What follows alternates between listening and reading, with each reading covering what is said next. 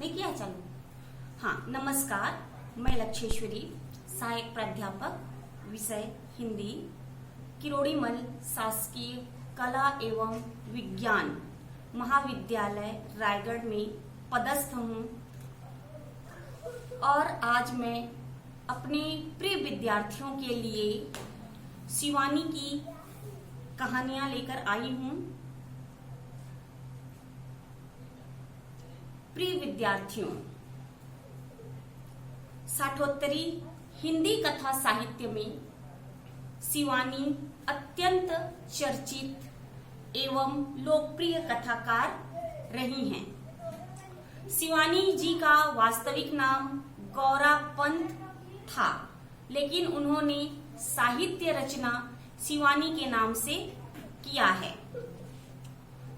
शिवानी जी का जन्म 17 अक्टूबर 1923 को राजकोट, गुजरात में हुआ था और इनकी मृत्यु 21 मार्च 2003 को हुई। शिवानी जीवंत पर्यंत साहित्यिक रचनाओं में संलग्न रही हैं। स्वतंत्रतर लेखिकाओं में शिवानी जी का नाम मील का पत्थर है, क्योंकि नारी संवेदना को अत्यंत आत्मीयता के साथ व्यक्त करने वाली महिला कथाकारों में से वे अग्रणीय हैं, क्योंकि उनकी रचनाओं में महिलाओं की जो सामाजिक, आर्थिक, राजनैतिक, धार्मिक समस्याएं हैं वे उभर करके आई हैं। पितृसत्तात्मक समाज में नारी प्रत्येक क्षेत्र में किस प्रकार से शोषण का शिकार होती हैं, ये उन्होंने दिखाने का प्रयत्न किया है।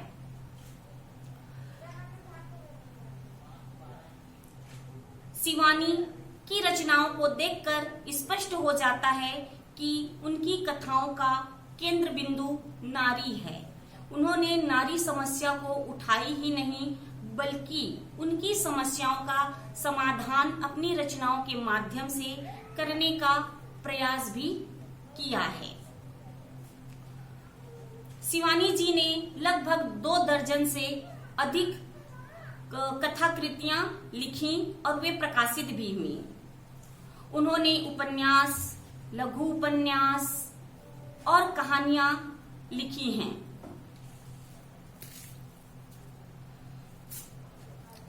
उन्होंने कहानियों के माध्यम से साठोत्तरी हिंदी कथा को समृद्धि दिलाई है, ऐसा कहा जा सकता है, क्योंकि उनकी रचनाएं अपनी समकक्ष लेखिकाओं के तुलना में अधिक संपन्न और सशक्त हैं। सामाजिक समस्या को जिस तरीके से उन्होंने अपनी रचनाओं में उठाया है, वैसा अन्यत्र किसी ने नहीं, क्योंकि उनकी रचनाओं में हमें देखने के लिए मिलता है कि महादेवी वर्मा जिन भावभूतियों को या अनुभूतियों को लेकर के लेखन करती थी, उनका कुछ छाप शिवानी जी की रचनाओं में हमें देखने के लिए मिलता है। शिवानी जी की कहानियां इस प्रकार हैं कि दंड, जैसे कि उन्होंने उनकी रचनाएं हैं दंड, भूमि सूता, श्राप, दादी, अपराजिता, मित्र, निर्वाण, गांधारी, भूल, सती, 3 कन्या, चन्नी, कालू, माई, लाटी, जिलाधीश, मामाजी, क्यों, मेरा बेटा, केया, मास्टरनी, उपहार। इनके अतिरिक्त भी उन्होंने और कहानियां लिखी हैं। इनमें से अधिकांश कहानियां, जैसे कि अपराजिता और इनका जिलाधीश, केया, ये उपन्यास के जो नारी पात्र हैं, ये तीनों एक दूसरे से काफी समानता रखते हैं। इन कहानियों में लेखिका ने बताने का प्रयत्न किया है कि किस प्रकार से महिलाएं आर्थिक रूप से सक्षम होने के पश्चात भी शारीरिक शोषण की शिकार होती हैं और समाज में उन्हें हमेशा दोयम दर्जा का ही दिया जाता है। इनकी कहानियों में हमें अत्यंत विविधता दिखलाई पड़ती है, क्योंकि इनकी कहानी साहित्य का कथ्य, आंचलिक, महानगरीय जीवन के विविध प्रकारों के सरोकारों से संबद्ध है। इनकी कहानियों में सामाजिक, राजनैतिक, आर्थिक, धार्मिक सभी प्रकार के समस्याएं उभर कर आई हैं। लेकिन लेखिकाओं की रचनाओं के तुलना में इनकी रचनाओं में या इनकी पात्रों में नारियां जो समस्याओं का समाधान करती हैं या अपने अस्तित्व के निर्माण के लिए संघर्ष करती हैं, वो अन्य लेखिकाओं की रचनाओं में देखने के लिए नहीं मिलती हैं। लेखिका जब 14 वर्ष की थी तब से ही इन्होंने साहित्य रचना प्रारंभ कर दिया था। शिवानी की पहली कहानी कृष्णकली को माना जाता है, जो 1938-39 में बंगला भाषा में प्रकाशित हुई थी, और उन्होंने हिंदी कहानी लेखन का प्रारंभ 1951 से किया, जो धर्मयुग में प्रकाशित हुई थी। उस कहानी का नाम था जमींदार के मृत्यु। अपने लेखन के आरंभ के संबंध में लेखिका स्वयं कहती हैं कि लेखन का तो यह है कि मैं कॉलेज के जमाने से लिखती रही। 1951 में जब मेरी छोटी बेटी ईरा पैदा हुई, तब धर्मयुग में मेरी पहली कहानी प्रकाशित हुई। उस कहानी का नाम था जमींदार की मृत्यु। इस कहानी के पश्चात उन्होंने निरंतर साहित्यिक रचनाएं की और अपनी साहित्यिक रचनाओं में समाज की समस्याओं को उकेरा। उनकी रचनाओं में जितनी अधिक ग्रामीण अंचल की समस्याओं को उजागर मिला है, उतनी ही मात्रा में नगरी, महानगरी समस्याओं को भी उन्होंने उकेरा है। इनकी कहानियों में हमें मूलतः कस्बाई, नगरीय एवं महानगरी जीवन से संबंधित मध्यम वर्गीय नारी पात्रों की संख्या अधिक दिखलाई पड़ती है, क्योंकि ये स्वयं भोगी हुई यथार्थ को अपनी रचनाओं के माध्यम से अभिव्यक्त करती हैं। जैसे कि इनकी क्यों, ये ऐसी रचना है जिसमें इन्होंने अपने यथार्थ को भोगा था और उन्हीं यथार्थ को इन्होंने कहानी के रूप में प्रस्तुत किया। इनकी रचनाओं में हमें दो तरह की पात्र दिखलाई पड़ते हैं। पहला वे पात्र दिखलाई पड़ते हैं जो परंपरागत रूढ़ी, जर्जर परंपराओं को ओढ़े हुए हैं और उस पर ही विश्वास करके जीवन यापन करना सुनिश्चित करते हैं। दूसरे वे पात्र मिलते हैं जो सामाजिक रूढ़िग्रस्त जर्जर परंपराओं की अवहेलना कर, उसको त्याग करके एक नए मानव मूल्य की स्थापना करने की बातें कहते हैं, क्योंकि वे परंपरागत रूढ़ नियमों को विरोध करते हैं। क्योंकि जब तक परंपरागत रूढ़ नियमें रहेंगी, मानव अपना विकास नहीं कर पाएगा और न ही वास्तविक रूप से वे जीवन मूल्य का बोध ही कर पाएंगे, क्योंकि जीवन मूल्य ही वे मूल्य होते हैं जिनके आधार पर हम अपना जीवन व्यतीत करते हैं। इन्होंने अपने समय की सामाजिक, आर्थिक, धार्मिक, राजनीतिक, व्यक्तिगत, पारिवारिक समस्याओं को उकेरा है, जिनको मर्मस्पर्शी ढंग से उठाते हुए इन समस्याओं का समाधान भी प्रस्तुत करने का प्रयास किया है। शिवानी जी लेखन की श्रेष्ठता रंजक तत्वों में मानती हैं, अर्थात वे मनोरंजन को सर्वोपरि मानती हैं। लेकिन इसका तात्पर्य ये नहीं है कि उनकी रचनाओं का मूल उद्देश्य मनोरंजन ही है। वे मनोरंजन को उस हद तक आवश्यक मानते हैं जिस हद तक व्यक्ति मनोरंजन के माध्यम से अपना दुख, तकलीफ, वेदना को भूल करके यथार्थ की धरातल पर वास्तविकता से टकराने के लिए तैयार नहीं हो जाता। लेखिका का मानना यह है कि साहित्यिक रचनाएं मात्र मनोरंजन नहीं है, बल्कि इन रचनाओं के माध्यम से हमें ज्ञान की प्राप्ति होती है। हम आदि काल से लेकर के वर्तमान समय तक की समस्त रचनाएं शिवानी की कहानियों में देख करके उसकी देश काल वातावरण की जानकारी प्राप्त कर लेते हैं।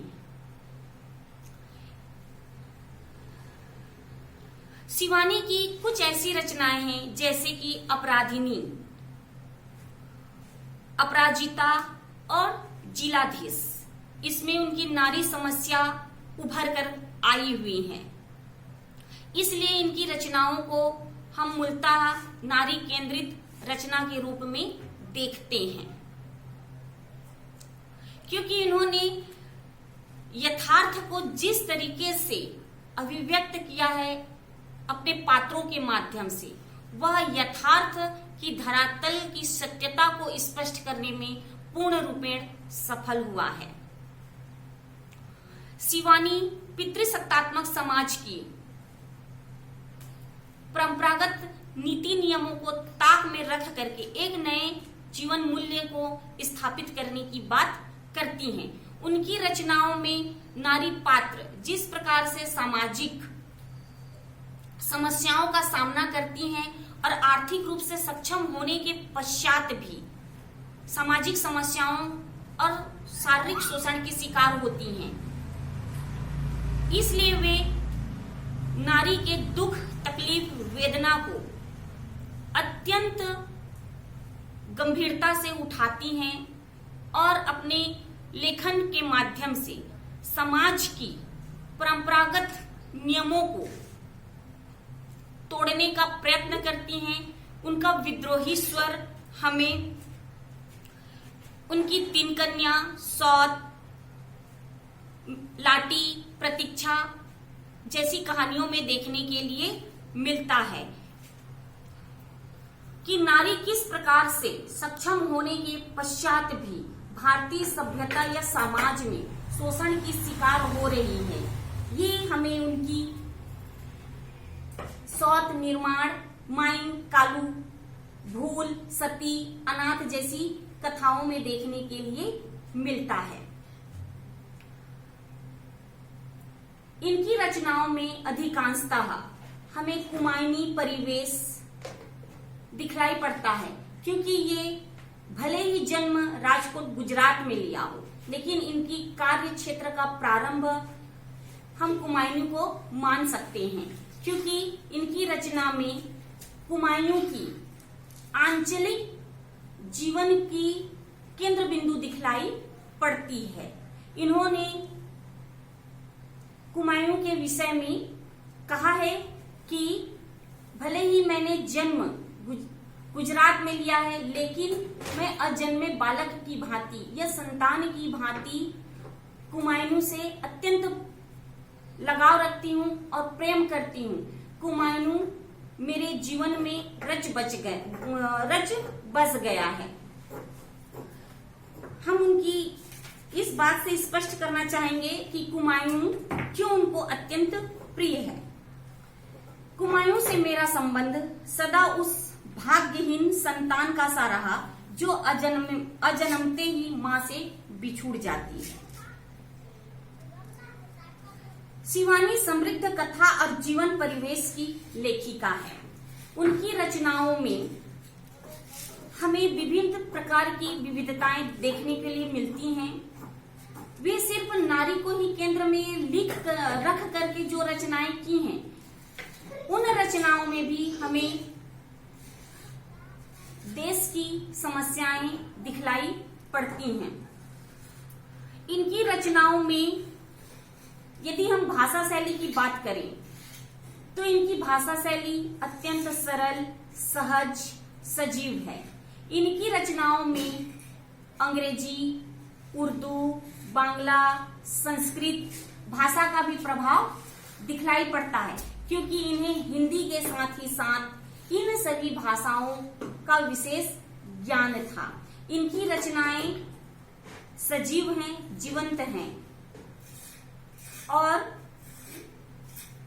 प्रेरक हैं कि इनकी रचनाओं को पढ़ने के पश्चात हमें एक प्रेरणा मिलती है कि हमें अपने जीवन में हमेशा प्रत्येक समस्याओं का समाधान हंसते मुस्कुराते हुए करना चाहिए।